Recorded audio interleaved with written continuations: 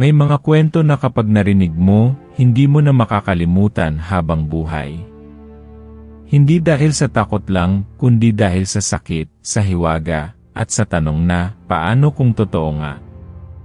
10 taon na ang nakalipas nang mangyari ang kwentong to sa isang lumang hasyenda sa probinsya ng Negros. Sa lugar na yon, hindi lang lupa ang hinuhukay, kundi alaala, galit, at mga lihim na dapat sanang hindi na muling binuksan. Isang matandang babae ang kilalang may-ari ng hasyenda, si Senora Beatriz. Mata pobre, malupit, kilabot ng mga trabahador. Walang anak, walang asawa, at walang ibang kasama sa mansyon, kundi mga kasambahay na palit-palitan dahil walang tumatagal. Sa buong bayan, isa lang ang sigurado, kapag ikaw ay mahirap, hindi ka dapat lalapit sa kanya. Dahil sa isang tingin pa lang, mararamdaman mo na wala kang halaga sa mata niya. Pero sa kabila ng tigas ng puso ng matandang hasyendera, dumating ang isang batang babae na nagpabago sa lahat. Walang pangalan, walang pamilya. Isang ampon. At may daladalang anino na hindi basta-basta. Si Luz. 7 taong gulang si Luz nang matagpuan siyang paggalagala sa palengke, gutom at halos walang malay. Nadampot siya ng isa sa mga katiwala ni Senora at dinala sa mansyon, hindi dahil sa awa, kundi dahil gusto ng matanda ng bagong alila. Tahimik si Luz. Hindi umiimik, pero titig na titig sa bawat sulok ng bahay, parang may hinahanap o binabantayan. Nagsimula ang lahat ng gabi-gabi, sa eksaktong 12:00, maririnig ang yabag ng maliliit na paa sa sahig ng lumang kwarto sa ikatlong palapag, kahit wala namang bata sa itaas. Unay inakala ng mga kasambahay na si Luz ang gumagala, pero tuwing titignan nila siya, nandoon lang siya sa kutson niya sa likod ng kusina. Nakatingala sa kesam. Gising. Minsan, nakita siyang nakatayo sa gitna ng garden, kaharap ang matandang puno ng balete. Tila may kausap pero wala namang ibang tao. Nang tanungin, hindi siya sumagot. Tinuro lang niya ang mga bituin. Ang sabi nila, hindi siya tao, bulong ng isa sa mga kusinera. Pero hindi rin siya hayop. Kahit si Senora, na sanay sa utos at galit, ay tila hindi makapangibabaw sa bata. Hindi na niya pinagsisermunan si Luz gaya ng ginagawa niya sa iba. Minsan nga, sa hindi inaasahang pagkakataon, nakita pa siyang nag-aabot ng candy sa bata, isang bagay na hindi kailanman nakita ng sinuman. Parang may kakaibang kapit si Luz sa kanya, isang koneksyon na hindi maipaliwanag. Sa kabila ng kakaibang presensya ni Luz, may isa siyang naging kaibigan, si Minda, ang hardinera ng hasyenda. Si Minda lang ang marunong umiti sa bata, kinakausap siya habang nagdidilig ng mga halaman. Parang may lungkot ka, Luz, anya minsan. Pero parang may alam ka rin na hindi naming alam. Ngumiti lang si Luz. Malamig. Tahimik. Parang alam niya ang mas malalim pang katotohanan. Isang araw, habang nagwawalis sa likod bahay si Minda, may nahukay siyang lumang kahon, may mga buto ng hayop, ilang gamit ng pangkulam, at isang binalot na papel na may nakasulat sa lumang sulat kamay, huwag bubuhayin ang patay na lihim. Simula noon, nagsunod-sunod ang kababalaghan. Nagdilim ang langit kahit tirik ang araw. Ang mga halaman sa garden natuyot ng biglaan. Isang gabi, habang nanonood ng AE ang mga kasambahay, naputol ang kuryente. Nang bumalik ang ilaw, nakita nilang si Luz ay nakatayo sa may hagdan, duguan ang palad, pero wala namang sugat. Umiyak ang isa sa kanila. Tumakbo palabas ng bahay at hindi na bumalik. At si Senora Beatriz, mas lalong naging tahimik. Hindi na siya nagagalit. Hindi na rin lumalabas ng kwarto. Araw-araw, nakalock ang pinto, at si Luz lang ang pinapayagang pumasok. Sabi ng mga katiwala, naririnig nilang may usapan sa loob, pero iisa lang ang boses. At hindi boses ni Senora. Ang bata na yon hindi siya basta-basta, bulong ni Minda habang naglalakad papalayo ng hasyenda. May dala siyang kasaysayan. At may pinaghuhugutan ang mga mata niya. Makalipas ang ilang araw, nawala ng ulirat si Senora. Natagpuan siyang nanginginig sa kama, paulit-ulit ang sinasabi, "Akala ko, ako ang may-ari ng bahay na ito." Pero siya pala ang bumalik. Simula noon, si Luz ang nagsimulang mag-ikot sa buong hasyenda na parang siya ang tunay na tagapagmana. Lahat ng kasambahay ay kusang sumunod sa kanya. Si Minda lang ang natitirang may tanong at kaba. Hanggang sa isang gabi, naisip niyang kausapin si Luz ng harapan. Hinintay niya sa ilalim ng balete, kung saan unang nakita ang bata. "Luz," mahinang tawag niya. "Sino ka ba talaga?" Ngunit imbes na sumagot, umiti lang si Luz. Isang ngiting walang init. At sa dilim ng gabing yon, may umihip na malamig na hangin. May aninong dumaan sa likod ni Luz, matangkad, mahaba ang buhok, at pulang-pula ang mga mata. Paglingon ni Minda, wala na ang bata. Pero sa kanyang likuran, may boses na bumulong, hindi lahat ng ampon ay naghahanap ng pamilya. Yung iba, bumabalik para sa ganting hindi natapos. Ito ang simula ng kwento. Isang kwentong hindi mo na matatakasan sa sandaling marinig mo. Dahil minsan, ang tinuturing mong pinakamahina siya pala ang nilalang na hindi mo dapat ginising. You said, simula ng gabing nakita ni Minda si Luz sa ilalim ng balete, hindi na siya mapakali. Tuwing pipikit siya, bumabalik sa alaala niya ang ngiti ng bata, hindi inosente, kundi parang may nalalamang malalim. At yung aninong dumaan sa likod niya, parang hindi lang basta multo. Parang may sariling layunin. Parang may babala. Kinabukasan, nagpasya si Minda na umalis na sana sa hasyenda. Ngunit paglapit niya sa tarangkahan, bumalot ang makapal na hamog sa paligid. Hindi niya makita ang daan. Paglingon niya, nasa likod niya si Luz. Walang sinasabi. Nakatingin lang. At sa isang iglap, nawala rin ang hamog, parang walang nangyari. Pero alam ni Minda, hindi na siya makakaalis basta-basta. Habang lumalalim ang mga araw, unti-unting natutuklasan ni Minda ang nakaraan ng hasyenda. Isang matandang kasulatan ang natagpuan niya sa lumang bowl ng dating katiwala, isang talaan ng mga pangalan, mga trabahador noon, at isang pahina ng journal na isinulat ng ina ni Senora Beatriz. Doon niya nabasa ang isang nakakatakot na sikreto, isinumpa tayong mga Arceo.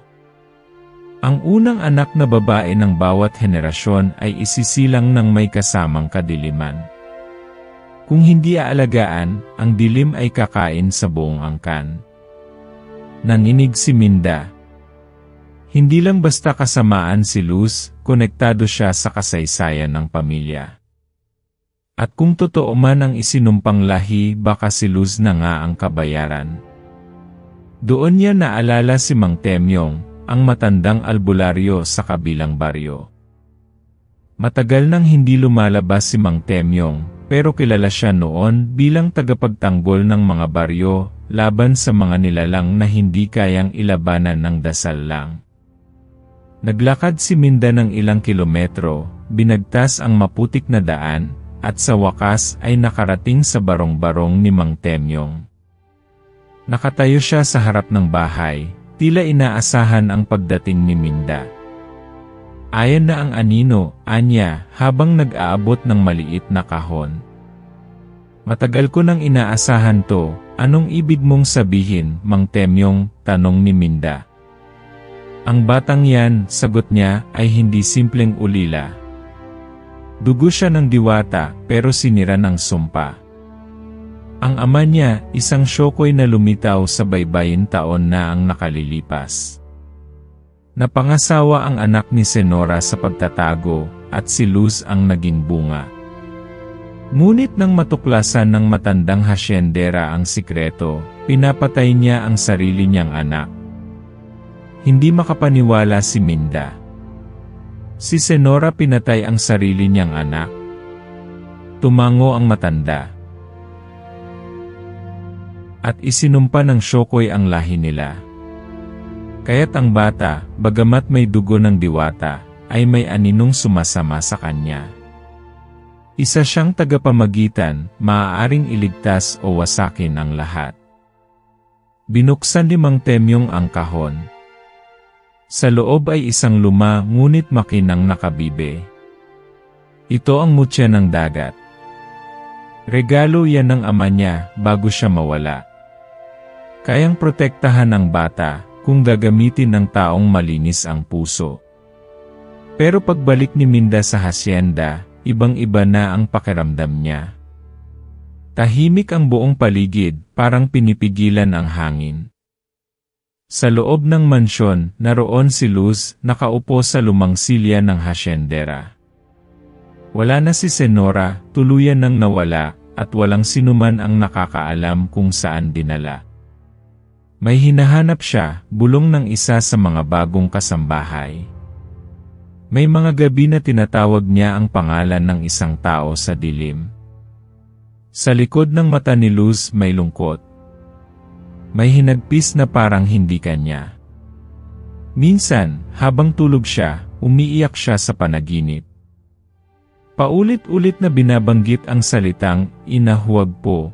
Sa paglipas ng araw, dinala ni Minda si Luz sa isang liblib na bahagi ng hasyenda, sa ilalim ng ugat ng balit, kung saan una silang nagtagpo.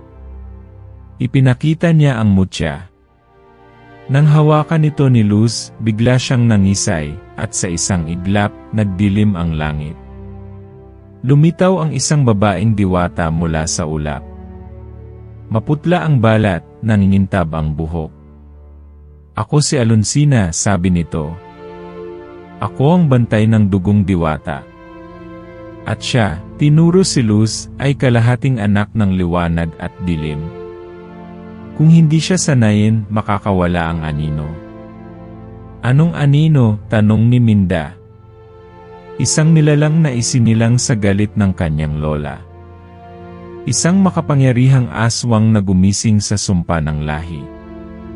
At ngayon naghihintay lang siya ng tamang oras para lumitaw, gamit ang katawan ng bata.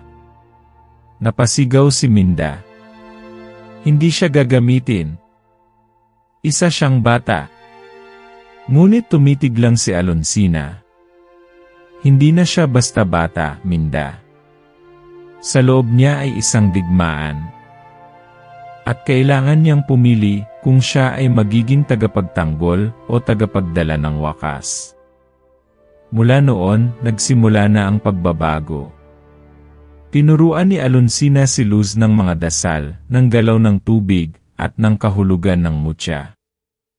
Pero may gabi rin na tinatanggihan ni Luz ang lahat. "Hindi ko ito pinili," bulong niya minsan. "Gusto ko lang ng pamilya." At habang lumalalim ang gabi, may mga hayop na nawawala. May mga batang nagkakasakit sa paligid. At sa ilalim ng hasyenda, sa mga lumang alulod at silid, may boses na humahaplos sa dingding. Boses ng nilalang na matagal nang natutulog. "Halika, Luz, kilalanin mo kung sino ka talaga." At doon palang nagsisimula ang tunay na bangungot. Mula nang sabihin ni Alonsina ang totoo kay Luz, tila lalong lumalim ang katahimikan sa loob ng hasyenda. Ang dating simpleng lungkot sa mata ng bata, ay naging mabigat na tanong, "Ano ba talaga ako?" Araw-araw ay isang laban. Hindi laban sa mga nilalang sa dilim, kundi laban sa sarili. Sa bawat dasal na itinuturo ni Alonsina, bumibigat ang dibdib ni Luz. Sa bawat galaw ng tubig na pinapaikot niya gamit ang mutya, may bahagi sa loob niya na tumatanggi, na pilit umaatras. At sa tuwing tititigan siya ni Minda, nahahalata nito na may mga sandaling parang hindi na si Luz ang nasa katawan. Isang gabi, habang magkasama sila ni Minda sa likod ng hasyenda, nagtanong si Luz. "Tita Minda, kung may masamang dugo ako, ibig bang sabihin, masama na rin ako?" Napahinto si Minda. Marahang hinaplos ang buhok ng bata. "Hindi dugo ang nagpapasya kung sino ka, Luz. Ang pinipili mo sa puso mo, yon ang totoo mong pagkatao. Ngunit paano kung ang puso mo ay punong-puno ng sugat?" Madalas makitang nakaupo si Luz sa silong ng malaking hagdan, hawak ang isang lumang laruan na natagpuan niya sa bodega. Isang basag na manika. Walang ulo. Niyakap niya ito habang nakatingin sa dilim, parang nag-aabang. Tinanong siya ni Minda minsan kung bakit niya ito gusto. Sabi ni Luz, "Kasi pareho kami iniwan." Sa mga gabing tahimik, maririnig ang bulong mula sa ilalim ng bahay. Hindi boses ni Luz, hindi boses ng diwata. Isa itong malamig, basag-basag na tinig. "Hindi ka nila mahal, hindi ka nila kailangan, pero ako, nandito lang." Kinabukasan, 4 na manok ng hasyenda ang natagpuang patay, tuyo ang dugo. Sa dingding ng kamalig, may nakaukit na hugis mata, mahaba, matulis, parang mata ng mabangis na nilalang. Si Mang Temyong ay bumalik upang silipin ang mga palatandaan. Ang anino ay nagising na, sabi niya. Hindi lang si Luz ang may laban. Tayong lahat ay kasali. Lumalalim ang gabi at lumalalim rin ang panaginip ni Luz. Sa isa sa mga ito, nakita niya ang kanyang ina, isang magandang babae na may kulay pilak na buhok, nakasuot ng puting bestida, umiiyak habang iniaabot ang sanggol sa gitna ng dagat. Sa tabi niya, isang nilalang na may balat ng isda, mata ng asul na apoy. Ang kanyang ama. Pagising niya, basa ang unan. At sa bintana, may nakatayo. Isang babae, nakaputi, ngunit duguan ang mata. Si Luz ay napaatras, halos mapasigaw.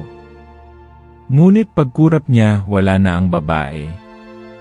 Subalit may iniwang bakas sa salamin, isang kamay, payat, may matulis na kuko. Nagsimula ng mas lalong uminit ang tensyon sa pagitan niya at ng mga kasambahay. May isa na umalis sa takot. Hindi na to ligtas, sabi nito. Ang bata may dinadala siyang kamatayan.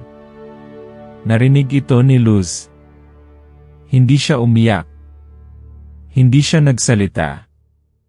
Ngunit kinagabihan, nakita ni Minda ang basag na manika sa may pintuan ng kasambahay na umalis, may butil ng dugo sa tabi nito. Minsan, hindi ko na alam kung kaya ko pa siyang alagaan, bulong ni Minda kay Alonsina habang nagtitipon sila sa ilalim ng punong balete. May sugat sa puso niya, sabi ng diwata. Sugat na iniwan ng pagkakalimot, ng pagtatakwil, ng pagkamatay ng kanyang ina sa kamay ng sariling ina. At habang hindi niya matanggap yon, doon papasok ang anino. Minsan, habang nag-ensayo sila sa likod ng hasyenda, biglang humangin ng malakas. Bumuka ang lupa. At mula sa lilim ng mga ugat, may lumabas na nilalang, isang baboy damo na may 3 mata, itim na usok ang hininga. Agad na itinulak ni Alonsina si Luz sa likod niya, at ginamit ang mutya upang itaboy ang nilalang. Ngunit sa halip na matakot, si Luz ay nakatitig lang. Hindi siya kalaban, bulong niya. Parang kilala ko siya. At nang umalis na ang baboy damo, napansin ni Minda ang isang bahagi ng katawan ni Luz, may umuusbong na marka sa kanyang braso. Hugis bilog na may 3 tuldok, gaya ng mata ng nilalang. Ilang gabi pa ang lumipas, at hindi na mapakali si Luz. Madalas siyang mawala sa gabi, at makikita na lang sa tabi ng dagat, nakaupo, nakatingin sa tubig. Parang hinihintay ang isang bagay. O isang tao. Tita Minda, bulong niya isang gabi, bakit hindi nila ako hinanap? Kung totoo ngang anak ako ng Diwata at Shokoy, bakit ako iniwan? Hindi agad nakasagot si Minda. Ang totoo, siya man ay may tanong. Bakit nga ba tila sinadya ng langit na hayaang lumaki si Luz sa kamay ng isang matapobreng hasyendera? Bakit kailangan niyang maranasan ang lahat ng sakit bago matuklasan kung sino siya? Sana hindi na lang ako nabuhay, dugtong ni Luz. Luz, hawak ni Minda ang kamay ng bata. Baka kaya ka nabuhay ay para tapusin ang sumpa. Baka ikaw ang dahilan kung bakit may pag-asa pa. Ngunit sa loob ng bata, may boses na patuloy ang bulong, pagod ka na, di ba? Ako ang magdadala ng bigat. Ako ang lalaban para sa'yo. Ibigay mo lang ang katawan mo. Sa huling gabi ng linggong iyon, nagising si Minda sa sigaw. Bumangon siya at agad tumakbo sa silid ni Luz, ngunit ang bata ay wala na. Sa sahig, natagpuan ang mutya. At sa pader, may bagong ukit, nagising na ang anino. At siya ang pinili ni Luz. Nagsimula na ang totoong digmaan. At ang susunod na gabi ay hindi na basta madilim, kundi isang gabi ng pagpili, pagluha, at pagtanggap ng sariling anino. Mula nang mawala si Luz nung gabing yon, hindi na naging pareho ang hangin sa paligid ng hasyenda. Parang may nakatingin. Parang may sumusunod. Tuwing sasapit ang gabi, nagsisimulang mamuo ang makapal na ulap sa paligid ng mga puno, at kahit hindi pa umaambon, basa na agad ang lupa, malamig at madulas, parang dugo ang gumapang. Si Minda, kahit pagod at puno ng takot, hindi tumigil sa paghahanap. Kasama si Mang Temyong, nilibot nila ang buong lupain ng hasyenda, mula sa mga lumang kamalig hanggang sa lawa sa dulo ng kakahuyan. Ngunit wala si Luz. Tanging mga bakas ng paa ng bata sa putik, at ilang basag na laruan ang naiwan. Sa bawat hakbang ni Minda, ramdam niya ang puwersang dumarami sa paligid, at ang katahimikan na hindi na likas, kundi pilit. Pilit na pinipigil ang isang pagsabog. Hindi pa huli, bulong ni Mang Temyong habang sinisindihan ang isang tangkay ng insenso. Hanggat hawak natin ang mutya, hindi pa siya tuluyang nawawala. Pero kahit siya, kita sa mukha ang pangamba. Nararamdaman mo ba yan, dagdag niya? Yung lamig? Hindi na to basta presensya. Nilalang na to, isa ng aswang at hindi ordinaryo. Tuwing gabi, dumadalas ang mga kababalaghan. May mga baboy na nawala, mga kalabaw na natagpo ang nakahandusay, tuyo at may marka sa leg. Ang mga ilaw sa hasyenda, kusa na lang nawawala tuwing 2:00. At mula sa likod ng mga kurtina, may aninong gumagalaw, payat, matangkad, may pakpak. Minsan, habang naglalakad si Minda sa garden, may narinig siyang kaluskos sa damuhan. Napatigil siya, pinakiramdaman ang paligid. Luz, mahinang tawag niya, umaasang baka bumalik ang bata. Ngunit ang sumagot ay halakhak, hindi halakhak ng bata, kundi basag na tinig ng isang nilalang na halatang hindi na tao. Agad siyang tumakbo, halos madapa sa takot. At sa kanyang likuran, maririnig ang biglang pagsirit ng hangin at ang tunog ng kuko sa lupa. Kinabukasan, natagpuan niya ang isang papel sa pintuan ng kanyang kwarto, Sulat kamay ni Luz. Tita Minda, salamat pero pagod na ako. Ayokong masaktan ka. Mas mabuting mawala ako kaysa madamay ka. Napaluhod si Minda sa sahig, yakap ang sulat. Hindi niya alam kung saan nagkamali. Ang batang ilang ulit niyang sinikap protektahan ngayon ay hawak na ng anino. At alam niyang bawat araw na lumilipas, mas lumalalim ang kapit ng kadiliman kay Luz. Nagpasya silang bumalik sa ilalim ng punong balete. Doon nila unang nakita ang diwata. Sa lupa, inilatag nila ang mutya. Inalay ni Minda ang huling laruan ni Luz, ang basag na manika. Alonsina, bulong niya. Kung naririnig mo kami, tulungan mo kaming hanapin ang liwanag sa bata. Huwag mong hayaang kainin siya ng dilim. May ilang sandali ng katahimikan. Hanggang sa mula sa likod ng ulap, unti-unting bumaba ang liwanag. Muling nagpakita si Alonsina, ngunit mahina na siya. Maputla at tila sugatan. Nagising na ang matandang aswang, sabi niya. Hindi na siya anino lang, isa na siyang katawan. At ginagamit niya ang puso ni Luz bilang pinto. Nanginginig si Minda. Pwede pa ba siyang iligtas? Pwede, sagot ni Alonsina, pero kailangan niyang labanan ito mismo. Kailangan niyang tanggapin ang sugat, ang lungkot, ang galit. Hindi natin ito pwedeng alisin sa kanya. Siya mismo ang kailangang pumili. Kaya't sa gitna ng takot, sinimulan nila ang paghahanda. Si Minda, kahit hindi sanay, ay tinuruan ni Mang Temyong ng mga sinaunang dasal at proteksyon. Gumawa siya ng mga anting-anting, sinindihan ang mga halamang panlaban sa aswang. Kahit nanginginig ang kamay niya sa gabi, pinilit niyang huwag bumigay. Hindi lang to laban sa aswang, Minda, sabi ni Mang Temyong habang binabasa ang isang lumang aklat. Laban din ito sa lahat ng iniwan.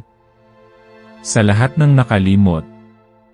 At sa bawat gabi, dumadalas ang pag-atake. May isang kasambahay na hindi na nakita. May matandang trabahador na nakitang paika-ika, may kagat sa binti. Sinasabi nilang may nilalang sa bubong, tumatalon, lumilipad, nagmamasid. Isang gabi, habang sinusulat ni Minda ang kanyang dasal sa papel, biglang bumukas ang bintana. May malamig na hangin ang pumasok, at sa loob ng kanyang silid, may naamoy siyang nabubulok. Paglingon niya, may nakaupo sa dilim, payat, matangkad, at hindi siya sigurado kung tao pa. Ngunit bago siya makasigaw, nawala ito. Naiwan lang ang aninong hugis babae sa dingding. Napaiyak si Minda sa takot, hindi dahil sa nakita niya, kundi dahil kahit sa loob ng kanyang kwarto, alam niyang wala na siyang ligtas na lugar. Lahat ng mga kasambahay ay tuluyan ng nagsyalisan. Iniwanan siya. Tanging si Mang Temyong na lang ang kasama niya. At sa gitna ng kagubatan ng gabi, habang sila'y magkasamang nagbabantay, bigla siyang nagsalita. Baka hindi ko na siya maibalik. Ngunit tinapik siya ni Mang Temyong. Hindi mo kailangang ibalik ang dati niyang anyo. Ang kailangan mo lang ay ipaalala sa kanya kung sino siya dati at kung sino ang pwede pa niyang piliin maging. Sa malayo, mula sa kakahuyan, narinig nila ang sigaw ng bata. Hindi ito sigaw ng takot, kundi sigaw ng sakit. Parang pinipilit tanggalin ang sarili mula sa loob. At sa gabing yon, habang yakap ni Minda ang mutya, dumaloy ang luha sa kanyang mata. Hindi dahil sa takot, kundi dahil alam niyang sa susunod na araw maaaring si Luz na mismo ang humarap sa kanya, hindi bilang batang minahal niya, kundi bilang nilalang na hindi na niya kilala. Ngunit sa puso niya, isang bagay ang hindi nawawala, hindi lahat ng nilamon ng dilim ay nawawala. Minsan, ang liwanag, kahit anino na lang, ay sapat ng simula. Gabing-gabi na. Ang buwan, kalahati na lang, halos hindi na nagbibigay liwanag. Sa loob ng hasyenda, tahimik ang paligid, pero hindi ito katahimikang mapayapa, ito'y katahimikan bago ang bagyo. Si Minda, nakaupo sa paanan ng hagdan, hawak pa rin ang mutya. Sa dibdib niya, ramdam ang bigat, hindi lang ng takot, kundi ng tanong na bumabagabag sa kanya mula nang mawala si Luz, bakit siya ang pinili? Sa di kalayuan, naramdaman niya ang mga yabag ni Mang Temyong. Dala nito ang isang itim na tela, nakabalot ang isang bagay. May natuklasan ako, ani ng matanda. Sa lumang aklatan sa likod ng simbahan. Nakakandado, pero ginabayan ako ng diwata. Nang ibukas ang tela, bumungad ang isang lumang larawan, luma na ang papel, may punit sa gilid. Ngunit malinaw ang nakasulat sa likod, Cecilia Arceo at ang anak niyang lihim. Napasinghap si Minda. Si Cecilia ay anak ni Senora Beatriz, ang babaeng pinaniniwala ang pinatay ng sariling ina. At sa litrato, buhat-buhat niya ang isang sanggol. May pamilyar na mata. Si Luz, bulong ni Minda. Hindi lang anak ng Diwata at Shokoy. Apo siya ng mismong aswang na nilalabanan natin. Tumango si Mang Temyong.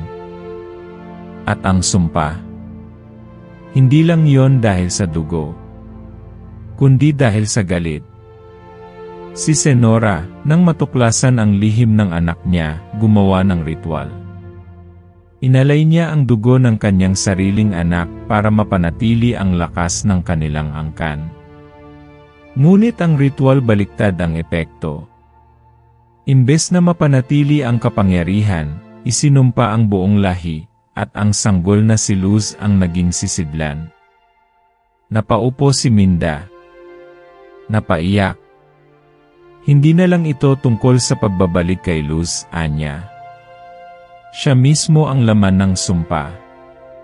At doon, unti-unting pumasok ang mas masakit na tanong, paano kung ang tanging paraan para matapos ang lahat ay mawala si Luz? Hindi na nakasagot si Mang Temyong. Sa halip, inilabas niya ang isang bagong anting-anting, bilog, gawa sa abo ng punong balete, pinatigas sa langis ng dagta ng akasya. Ito ang huling proteksyon.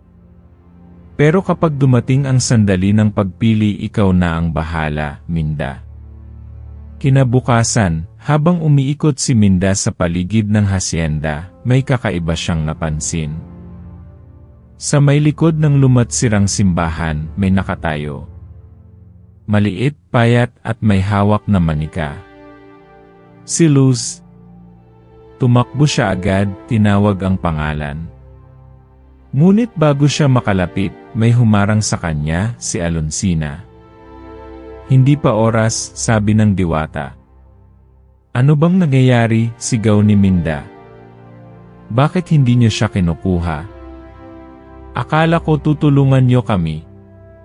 Doon nagbago ang ekspresyon ni Alonsina.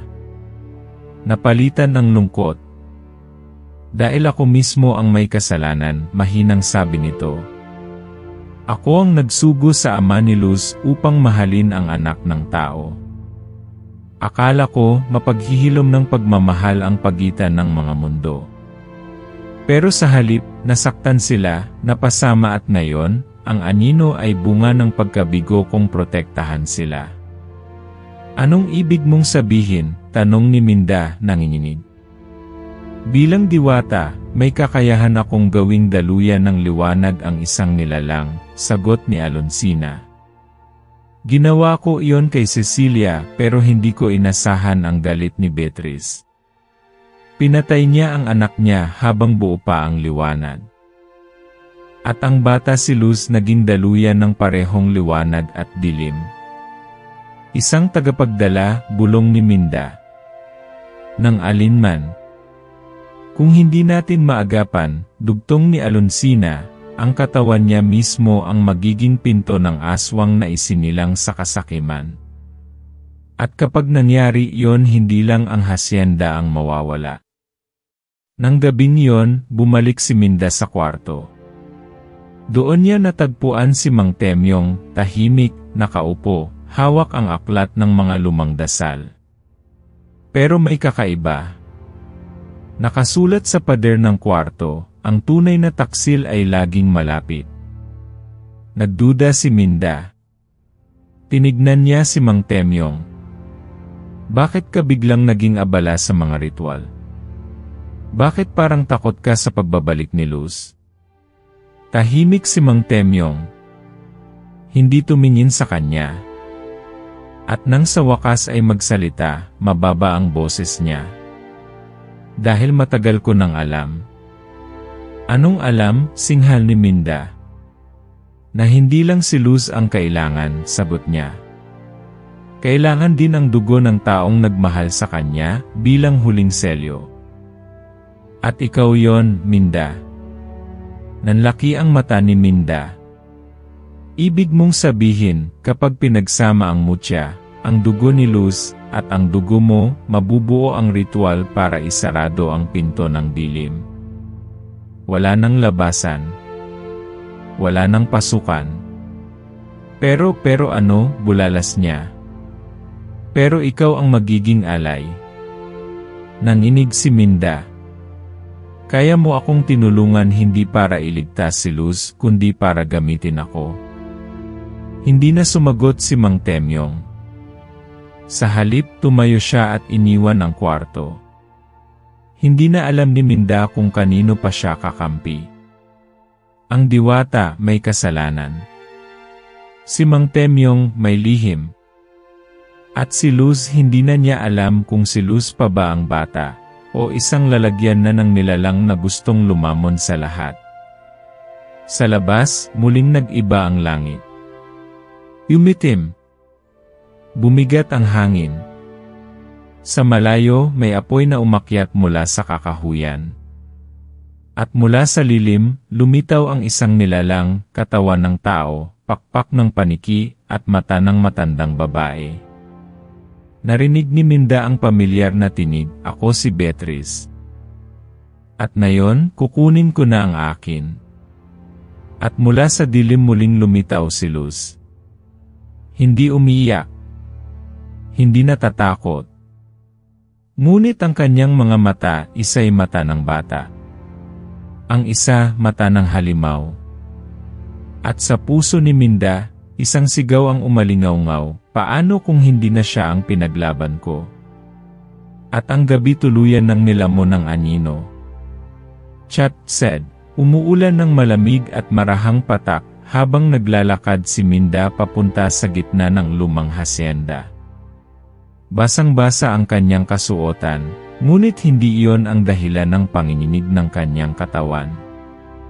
Sa harapan niya, sa gitna ng dating malawak na hardin na ngayoy nilamon ng damo at dilim, naroon si Luz, nakatayo, walang payong, basang-basa rin, pero matigas ang mukha. Sa kanyang likod, bumangon ang anino ni Beatrice. Hindi na ito tao. Ang anyo nito ay kalahating hayop, kalahating nilalang ng gabi, babaeng may pakpak, putol-putol ang balat, at ang ngiti parang ginuhit ng galit at kasakiman. Ang mga mata nito ay pulang-pula, puno ng paghihiganti. Sa bawat hakbang ng dating hasyendera, naglalagos ang lamig sa hangin. Sa wakas, bulong ni Beatrice, natapos na rin ang paghihintay. Nandito na ang tatlong kailangan, ang sisidlan ng dugo, ang mutya ng dagat, at ang pusong handang magpakasakit. Salamat, Minda. Pero hindi na siya pinakinggan ni Minda. Ang tanging mahalaga sa kanya ay ang batang nasa gitna, si Luz. Bata pa rin ba siya? O nilamon na talaga ng dilim? Luz, sigaw niya, nanginginig ang boses. Anak, nandyan ka pa ba? Tumitig si Luz sa kanya. Ilang segundo. Walang galaw. Walang emosyon. hanggang sa unti-unti, tumulo ang luha sa kanyang pisngi. Tita Minda, mahina niyang sabi, halos hindi marinig sa ulan. Ang sakit. Alam ko, sagot ni Minda habang papalapit. Alam ko, anak. Pero nandito ako. Hindi mo kailangang mag-isa. Ngunit biglang sumigaw si Beatrice. Isang malakas na sigaw na nagpagalaw sa mga puno, nagpatigil sa ulan. Tumalsik si Minda sa lupa, pero agad siyang bumangon. Wala nang pagbalik, sigaw ni Beatrice. Akin na siya. Biglang bumalot ang itim na usok sa katawan ni Luz. Umangat siya sa ere, parang pinipilit alisin ang sarili mula sa sariling katawan. Umiyak siya, napasigaw, at sa sandaling iyon, nakita ni Minda ang buong katotohanan. Si Luz ay hindi nilamon ng dilim, nilalabanan niya ito. Tumakbo si Minda, walang pakialam sa lamig o sa lakas ni Beatrice. Hawak niya ang mutya, inilapit niya ito sa dibdib ni Luz. Nagsimula itong magliwanag, unti-unting lumalakas ang sinag, hanggang sa bumalot ang liwanag sa buong katawan ng bata. Luz, sigaw ni Minda. Piliin mo kung sino ka. Hindi ka nilikha para maging sisidlan ng galit. Nilikhang magmahal ka, maging liwanag. Hindi ko kaya, umiiyak si Luz. Ang bigat ang sakit, hindi mo kailangang buhatin mag-isa, sagot ni Minda, humahagulgol na rin. Isama mo ako, anak. Kahit masunog ako sa dilim, hindi kita iiwan. Sa pagdikit ng mutya sa palad ni Luz, may liwanag na sumabog. Tumalsik si Beatrice, napasigaw sa sakit. Nagsimulang matunaw ang balat niya, parang hindi kayang tanggapin ng katawang halimaw ang liwanag ng mutya, at ng pusong totoo ang pagmamahal. Ngunit habang natatalo si Beatrice, nagsimulang manginig ang buong paligid. Bumuka ang lupa. Umuuga ang hasyenda. At mula sa lupa, may umangat na mga ugat na parang galamay ng nilalang, kinukuha si Luz. Hindi pa tapos, sigaw ni Beatrice habang bumabagsak. Hanggat buhay siya, buhay ako. Niyakap ni Minda si Luz, at sa gitna ng kaguluhan, ginamit niya ang anting-anting ni Mang Temyong. Pinisil niya ito ng mariin at saka bumulong ng dasal, ang dasal ng paghihiwalay, kung kailangang may mawala ako na lang. Pumikit si Minda. Sa kanyang puso, isa lang ang hiling, mailigtas si Luz. Kahit kapalit ay siya. Biglang sumilab ang apoy mula sa mutya. Kumalat ang liwanag. Isang sigaw ang umalingaw-ngaw, hindi kay Beatrice, hindi kay Luz, kundi kay Minda. Sa huling pagkakataon, nakita ni Luz ang mukha ni Minda, nakangiti, payapa, kahit unti-unti nang nawawala sa liwanag. At biglang katahimikan. Nagising si Luz sa gitna ng abo. Ulan pa rin ang bumubuhos, ngunit mahina na. Ang mga ugat ay naglaho, ang hasyenda ay sira, ang anino ay wala na. Ngunit si Minda hindi na niya nakita. Tita Minda, mahina niyang tawag. Walang tugon. Tanging ang mutya ang naiwan sa kanyang kamay, ngayon ay may bahid ng dugo. Napaluhod si Luz. Hinawakan ang lupa, humagulgol. Kasama ng ulan ang kanyang luha, bumagsak sa lupang pinangyarihan ng lahat ng sakit at sakripisyo. Ngunit bago siya tuluyang malunod sa lungkot, may liwanag na kumislap mula sa mutya. Mula rito, lumabas ang isang imahe, hindi katawan, kundi alaala.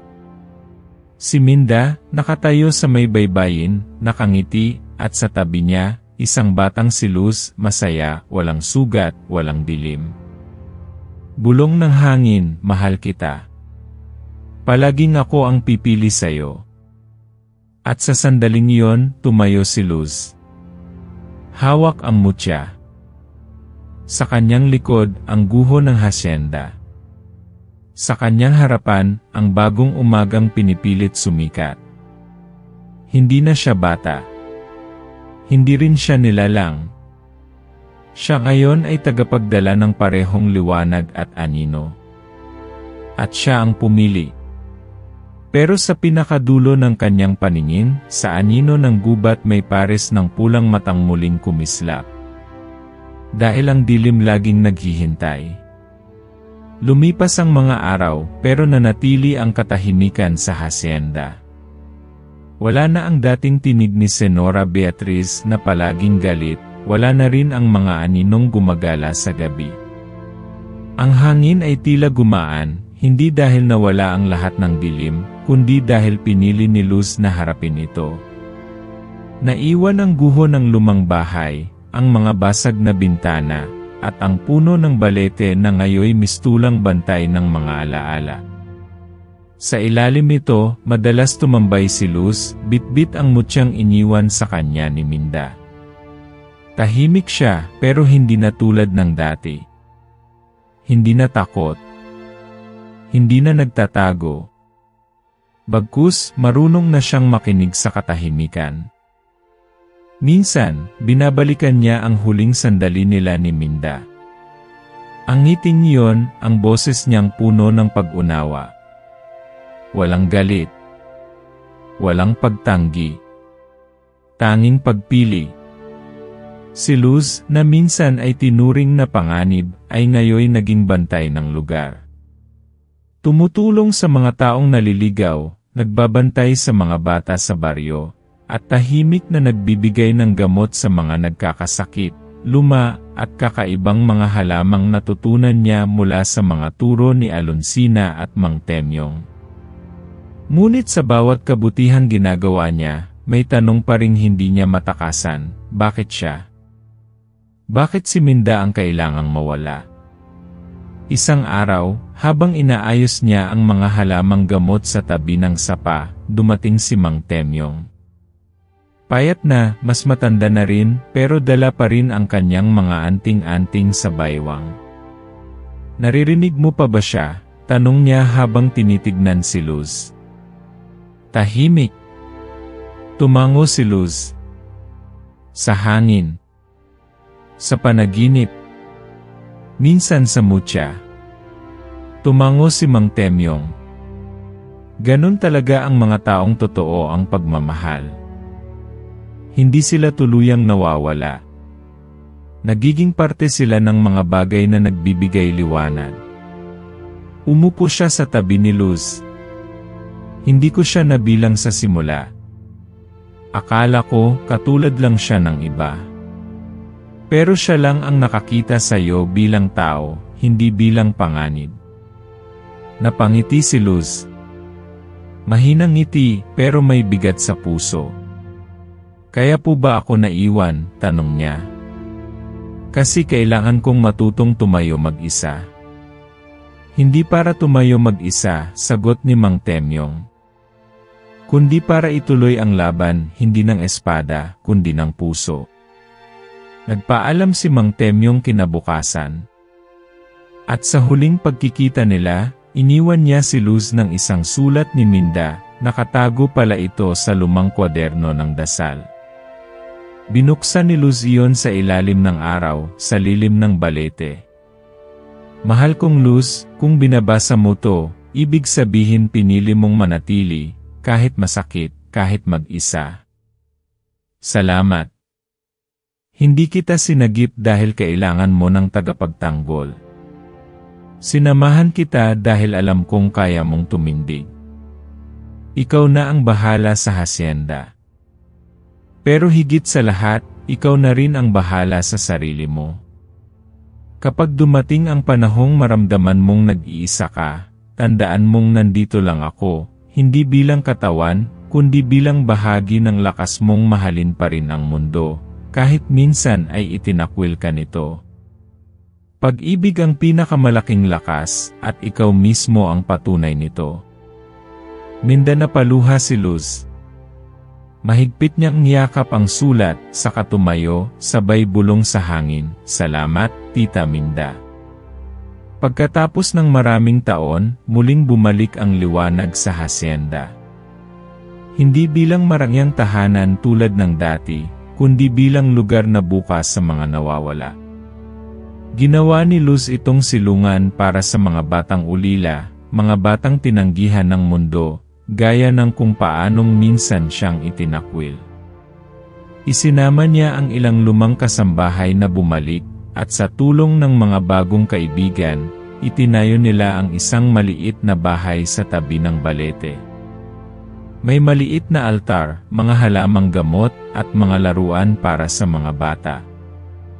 At sa bawat batang tumatawa, sa bawat gabi ng kwentuhan sa ilalim ng bituin, sa bawat batang natutong muling magmahal, muling nabubuhay si Minda. Ngunit hindi pa rin nawala ang dilim sa mundo. May mga gabi pa rin na nararamdaman ni Luz ang malamig na hangin. May mga aninong sumasayaw sa likod ng mga puno. May mga matang dumadalaw sa panaginip. Pero ngayon, hindi na siya natatakot. Dahil sa puso niya, alam niya ang totoo, ang dilim ay bahagi ng mundo. Pero hindi kailanman ito kayang lamunin ang liwanag, hanggat may isang taong pumipili na magmahal, kahit sa gitna ng sakit. At kung sakaling bumalik ang halimaw, may batang babae na minsang tinawag na panganib, na ngayon ay bantay ng pag-asa, handang humarap, hindi dahil siya ang pinakamatapang, kundi dahil siya ang pinakamarunong magmahal. Dahil minsan, sapat na ang isang puso para iligtas ang buong gabi. At sa bawat liwanag ng buwan, maririnig ang pabulong na tinig, "Hindi ka nag-iisa." Dahil ang pag-ibig na totoo, kahit maglaho man, ay nananatiling buhay sa alaala, sa pagpili, sa katahimikan. At sa dulo ng lahat ng dilim, lagit-laging naroon ang liwanag, naghihintay lang na muling mahalin.